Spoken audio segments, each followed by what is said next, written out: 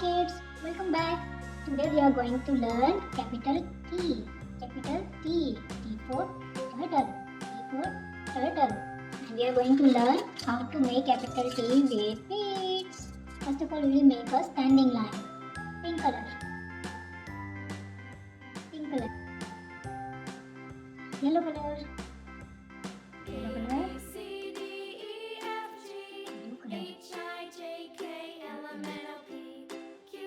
Now we have to make a sleeping line. Yellow color. Yellow color. Yellow color. Yellow color. And again a blue color. So this is T. T. T for turtle. T for turtle.